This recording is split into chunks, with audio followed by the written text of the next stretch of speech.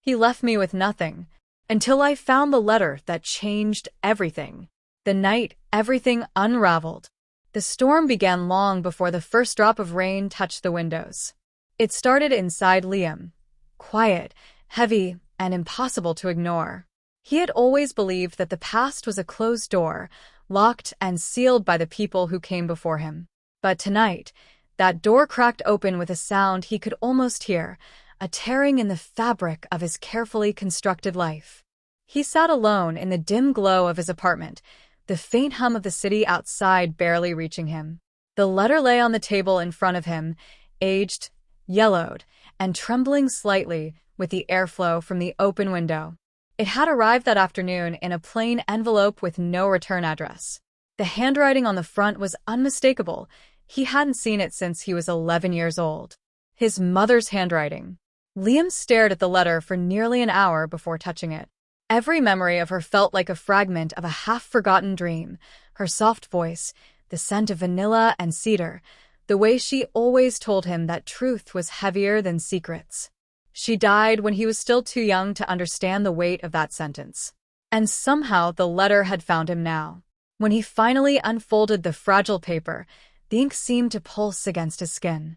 "My son, if this reaches you, then the past has begun to move again. There are things you were never meant to discover, but I fear that silence will no longer protect you. What I did because I loved you. Please forgive me." Liam reread the lines over and over until the words lost meaning. Protect him from what? Why now? And how could a letter from 15 years ago be delivered after all this time? He stood abruptly, pacing across the room. The lights flickered as thunder rolled overhead, echoing the unease building in his chest. He moved to his bookshelf, pulling out an old wooden box he hadn't opened since he moved into the apartment. Inside were the few things he had left of his mother, a bracelet, 2 photographs, and a small notebook filled with her handwriting, recipes, thoughts, dates, and pages ripped out without explanation. He flipped through it, turning page after page, searching for clarity, for anything that connected to the letter. Then he found it, a torn edge where a page had been ripped away violently, leaving only a faint indentation, the imprint of words that used to be there.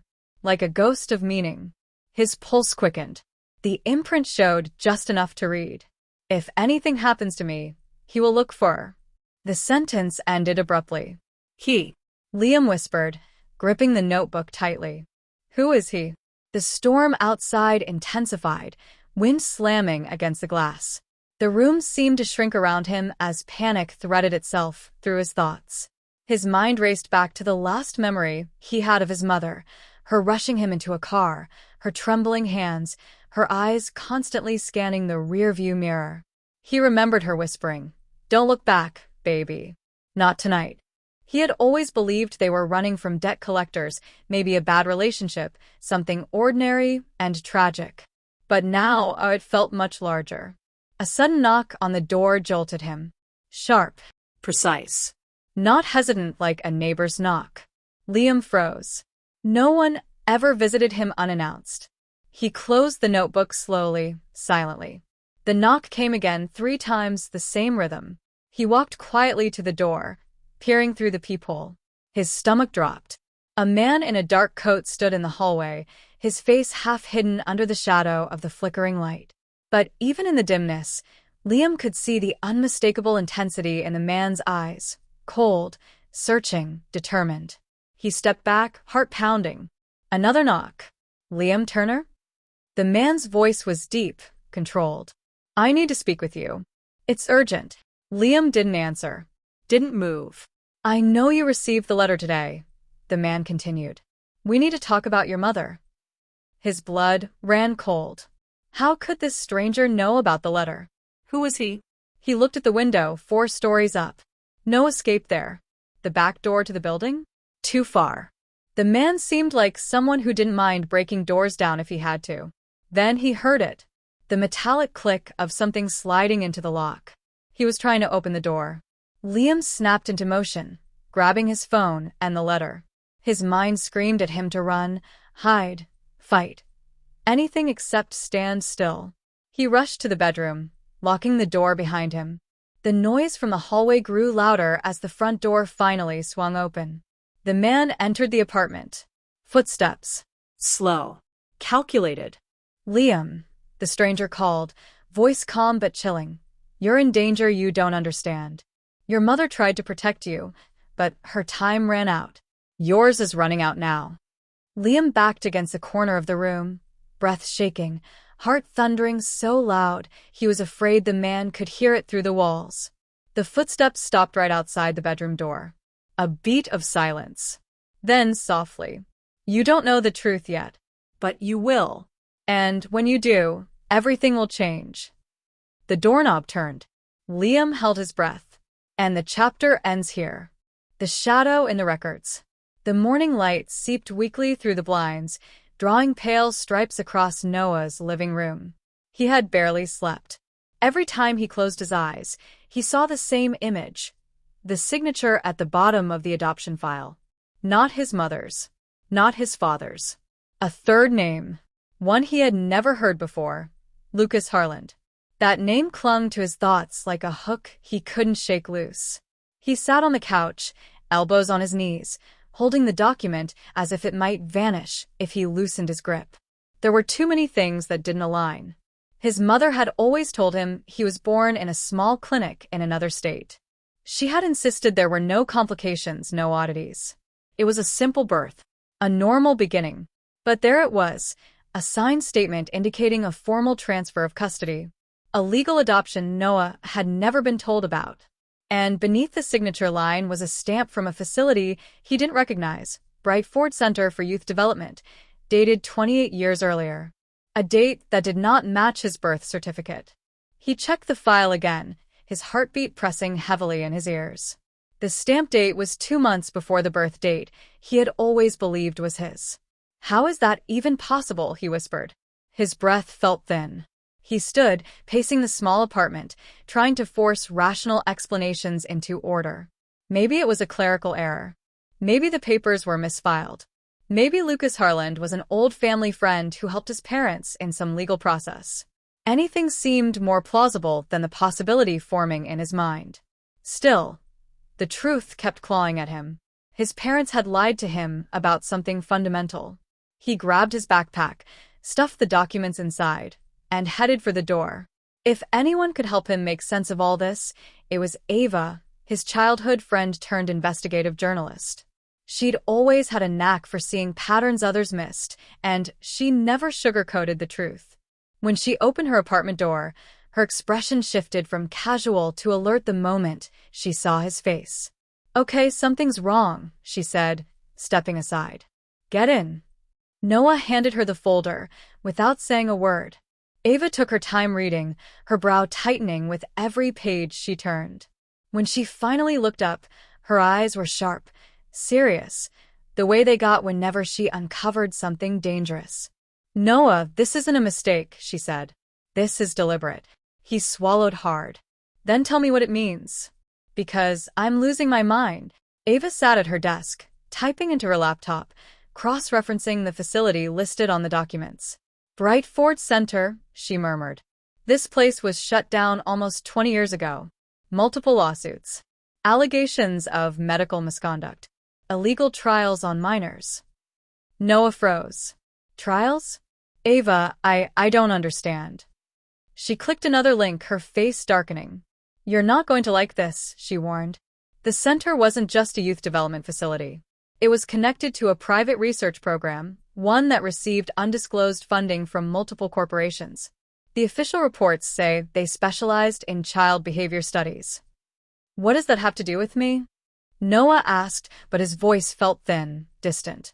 Ava hesitated before answering. "One of the lawsuits mentioned children being transferred off record," she said. "No names. But families claimed their kids disappeared after signing ambiguous custody agreements. The program disappeared shortly after, with all files sealed." A cold wave washed over Noah. "You think I came from there?" Ava didn't answer, and her silence was worse than any theory she might have spoken aloud. He gripped the back of a chair, knuckles whitening. Everything he thought he knew about his life, his birth, his family, his identity, felt suddenly borrowed, fragile, artificially arranged. "Okay," he said, breathing through the panic rising in his chest. "But why would my parents lie? Why hide something this big?" Ava looked up. "There's only one way to know. We need information they didn't want you to see. And since Bright Ford was shut down, we'll need access to sealed archives." "And how do we get those?" Ava gave a humorless smile. "Legally? Impossible. Illegally? Difficult." She paused. "But maybe not impossible." She pulled out a notebook and scribbled an address. "This is a private records warehouse uptown. Brightford's remaining documents were supposedly transferred there after the shutdown. I've tried digging into it before, but security is tight. Cameras, guards, electronic logs. It won't be easy." Noah took the paper, reading the address carefully. "You're suggesting we break in," he said. "I'm suggesting," she corrected, "that if the truth is buried in those files, we might not get another chance." Noah's stomach tightened. The idea terrified him, but not as much as the idea of living the rest of his life without answers. Before he could respond, Ava's phone buzzed. She checked the screen. Her expression changed instantly. "What is it?" he asked. Ava slowly rotated the phone toward him. "A message. From an unknown number. Stop digging. This is your first and final warning." Noah felt his blood run cold. Ava's hands trembled for the first time since he'd known her. Someone knew they were looking. Someone was watching. And now Noah realized something far more chilling than any inconsistency in those documents. Whatever the truth was, someone was desperate to keep it buried. And they were willing to threaten them to do it. The shadow that followed him. The icy wind whipped against Daniel's face as he stepped out of the taxi, staring up at the looming brick building where his mother once worked. It had been years since he set foot in that neighborhood, yet the faded sign above the entrance still carried echoes of the past. His fingertips tingled with a mix of dread and determination. He had spent most of the night rereading the old journal pages he found hidden in his mother's belongings, pages describing a life he never knew she lived, one filled with warnings, coded messages, and shadows that seemed to stretch far beyond the walls of their home. Pushing open the rusted door, Daniel entered the dimly lit hallway. The air smelled of dust and age, like memories trapped in time. He knew exactly where he needed to go, room 207, the archive office his mother once supervised. With each step, a knot tightened in his stomach. What was she hiding? And why did she go to such lengths to conceal it from him? The door creaked as he pushed it open. Papers were stacked haphazardly across desks, file cabinets slightly ajar as if someone had already searched through them. Daniel's pulse quickened. Was someone else looking for the same truth? He approached the large metal cabinet in the corner, the only one locked. His mother's journal mentioned it several times. "If I ever disappear," she wrote, "the key will be where he would never dare to look." Daniel had already found the small brass key taped beneath her old sewing machine. His fingers trembled as he inserted it into the lock. The cabinet swung open. Inside were folders marked with years and numbers, and then one with his mother's handwriting. For Daniel. He swallowed hard, lifting the folder with care. Inside were photos, reports, and letters addressed to someone whose name appeared repeatedly. Project Helix. Daniel frowned. The phrase struck him like a distant echo, familiar yet unplaceable. As he scanned the documents, a chill ran down his spine. Photos of his mother, not smiling but looking over her shoulder. Reports on surveillance schedules. Documents stamped confidential. And then something far more disturbing, a file with his name. His breath caught in his throat. And it was a detailed description of his childhood, schools, friends, movements, even doctor visits. All documented with precision. Someone had been watching him his whole life. But who? Behind him, the wooden floor let out a faint creak. Daniel froze. He slowly turned his head, heart pounding. At the far end of the hallway, a silhouette stood just beyond the door frame. Still, silent, observing. The figure wore a long coat and a cap pulled low, obscuring his face. Daniel couldn't see his eyes, but he could feel them locked onto him. He stepped back instinctively. The figure didn't move. Daniel gathered the documents quickly, stuffing the folder into his bag. His palms grew slick with sweat. He backed toward the window. It was old but large enough to slip through if necessary. He had no idea if the person watching him was connected to the project in the files, or worse, connected to the people his mother had feared. The silhouette took one slow step forward. That was enough. Daniel bolted toward the back exit, his footsteps echoing through the empty hall. He heard the figure start moving, quick, deliberate steps that matched his pace. Panic surged through him as he slammed through the metal door and out into the alley behind the building. The cold air hit him like a slap, but he didn't stop running. He cut through narrow streets, passing shuttered shops and flickering street lamps. His breath burned in his chest, his muscles tightening, but every instinct screamed at him not to stop. He didn't dare look back. The sound of footsteps behind him grew louder, closing the distance. A car engine roared to life nearby. Daniel sprinted across the street just as a black SUV lurched forward, its headlights slicing through the dark. He threw himself behind a dumpster as the tires screeched, barely avoiding hitting him. He could hear the doors open, muffled voices carrying commands he couldn't fully discern. Find him. Daniel's blood ran cold. He waited, holding his breath until his lungs screamed. Eventually, the voices grew distant, the SUV pulling away. Slowly, trembling, he crawled out from his hiding spot. His hands were shaking so badly he had to lean against the brick wall just to stay upright. What was happening? Who were they? And why did they want him? As he staggered away from the alley, he felt his phone buzz in his pocket. A message, unknown number. You shouldn't have opened that cabinet. Daniel's heart dropped. He looked around wildly, every shadow feeling like an enemy. Another message came through seconds later. Go home while you still can. His fingers tightened around the phone. Fear warred with anger inside him. Whoever these people were, they knew exactly where he had been. They knew what he had seen. They were probably watching him at that very moment. And yet, turning back wasn't an option. Not now. Not after seeing the truth hidden for so long.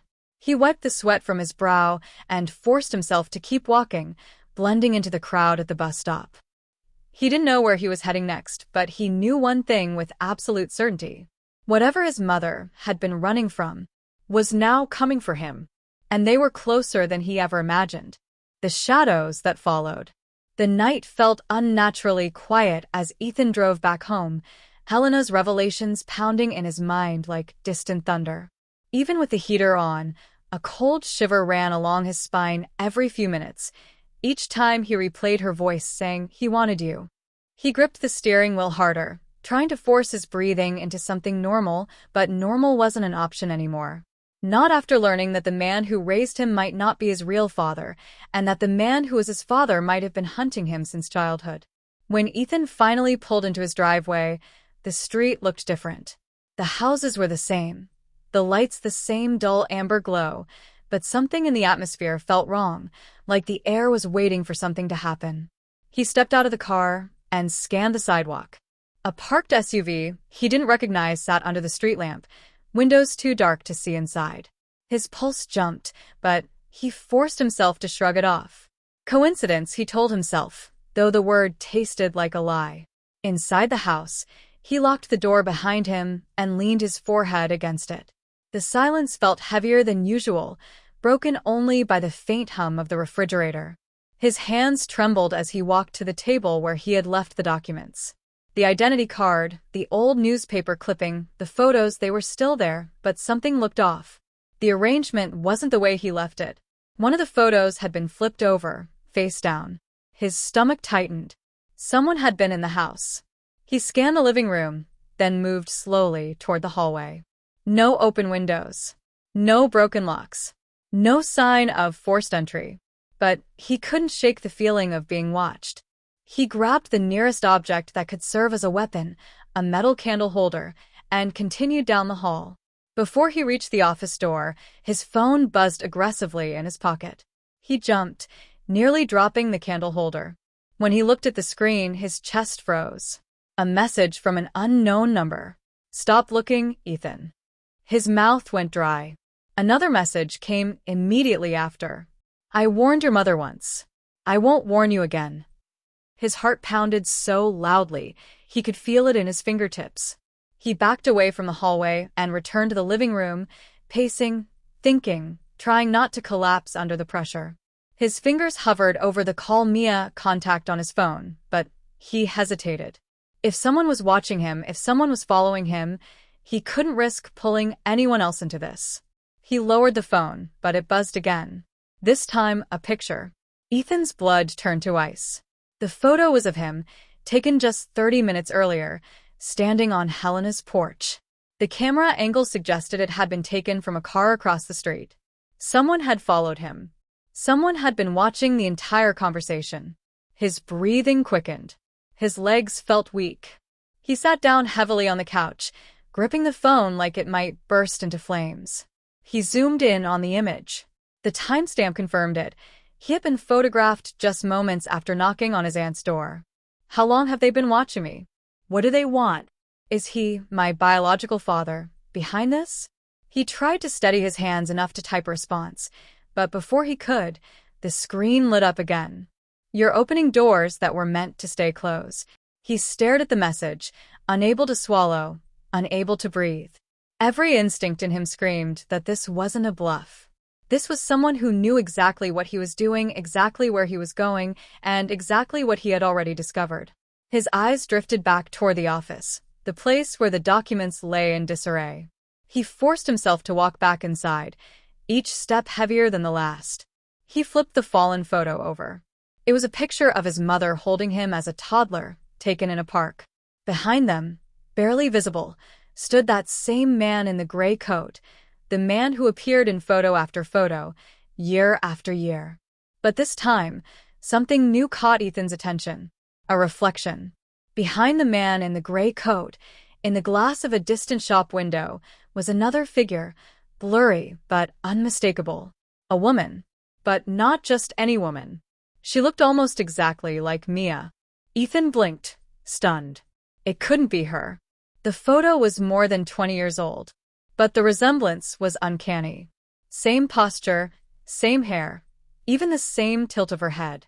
His thoughts spiraled, chasing impossible ideas until his phone buzzed once more. This message was shorter. We always find what belongs to us. That was it. The last thread holding Ethan together snapped. He grabbed the documents, shoved them into a backpack, and stormed out of the office. His eyes darted around the dark corners of the house, expecting someone to emerge from the shadows. He turned off the lights, double-checked the lock again, then pulled the curtain shut. A new realization hit him like a punch to the chest. He couldn't stay here. Not tonight. Not while someone was watching. As he headed to the door, another thought surfaced, one he had been trying to ignore since he saw the woman's reflection in the photo. Mia, what do you know? She had always avoided talking about his past. She had always gotten uncomfortable whenever he mentioned his mother. And she had once let slip that she didn't trust Helena. Was that just coincidence? Or was she hiding something? The question tore through him with brutal force. But there was no time to unravel it now. Not while he was being hunted. He grabbed his keys, slung the backpack over his shoulder, and stepped outside. The mysterious SUV was gone. But that didn't comfort him. It terrified him. Because if they weren't watching from the car anymore, they could be anywhere. The decision that changed everything. The night outside was silent, but Ethan's mind roared like a storm refusing to pass. For hours he had sat alone in the living room, the dim glow of a single lamp reflecting off the documents he had spread across the table. Old photos, newspaper clippings, forged identities, and the final letter from his mother were scattered like the remains of a shattered truth. Everything pointed to one terrifying conclusion. The man he had been told was dead. The man he had been taught to fear was not only alive but searching for him. Ethan clenched his jaw and rubbed his temples, trying to steady his breathing. Every piece of information he uncovered seemed to drag him deeper into a past he never asked for. He felt like his entire life had been rewritten without his permission. But now, for the first time, he had control over the next chapter, if he found the courage to turn the page. A soft knock echoed at the door. His heart lurched. He wasn't expecting anyone. Slowly, carefully, Ethan stood and approached the door, his hand trembling as he reached for the handle. He hesitated, then opened it just a crack. Mia stood outside, wrapped in her winter coat, her face pale and tense. "Ethan," she whispered, stepping quickly inside. "Your aunt called me. She said you found something." Ethan shut the door behind her and nodded silently. Mia glanced at the mess on the table and brought a hand to her mouth. "Is all of this real?" "I wish it wasn't," he replied, his voice hollow. "I think my mother spent her whole life running from him. And now he wants me." Mia took a shaky breath. "Why now? After all these years?" "That's what I need to find out." She stepped closer, gently touching his arm. "You don't have to do this alone." Her words eased something inside him, but before he could speak, the room vibrated softly, a notification from his phone. He unlocked it. A blocked number. A single text message. "Stop digging." Ethan felt his pulse spike. A warning. A threat. A confirmation. "It's him," Mia breathed, her voice barely audible. Ethan deleted the message and tossed the phone onto the couch. "I'm done running. If he wants to find me, then I want answers." He grabbed the folder containing the files with a last known address tied to the man in the photographs. A remote property outside the city, abandoned for years, but still legally connected to him. A place his mother visited once, right before disappearing for 3 days when Ethan was 9. A memory Ethan had buried, now resurfacing with painful clarity. Mia looked terrified. "You're not going there alone. I'm not dragging you into this." "You didn't drag me. I walked in. And I'm staying." He wanted to argue, but Mia's expression left no room. Her resolve matched his. Within minutes, they were in the car, the cold wind biting as they drove through the dark outskirts of the city. Streetlights thinned. Buildings disappeared. Forests grew thicker on each side. The tension in the air felt almost physical, like the night itself was warning them to turn back. When they finally reached the gravel road leading to the property, Ethan slowed the car. The road was narrow, lined with old pine trees swaying in the wind, their branches scratching the air like restless fingers. A small cabin came into view, dark, silent, abandoned. Or so it seemed. Ethan parked the car and stepped out cautiously. The air was still. Too still. Mia stayed close as they approached the cabin, the wooden boards creaking under their feet. "This place gives me chills," she murmured. "Yeah," Ethan whispered. "I remember it differently. Bigger. Scarier." "You've been here before?" He nodded distantly. "My mother brought me here once, but she told me never to speak of it." He pushed the door open. Inside, dust covered the floor, shelves, and old furniture. But there was something else, footprints. Fresh ones.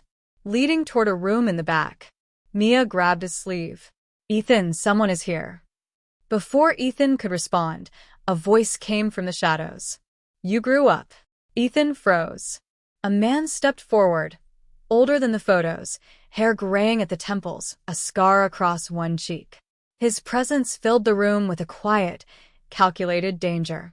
His eyes, cold, analytical, studied Ethan like a familiar puzzle finally completed. Mia instinctively stepped in front of Ethan, but he gently moved her aside. The man smiled faintly. "You look like her," he said. "Your mother.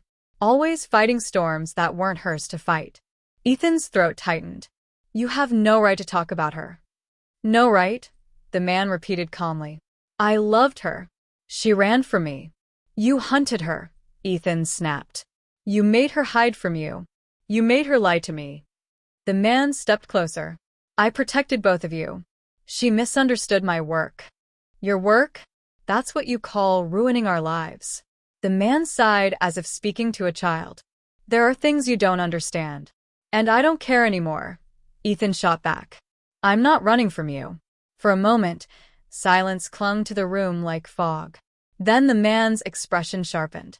"You started digging. That puts you in danger. My enemies know who you are now.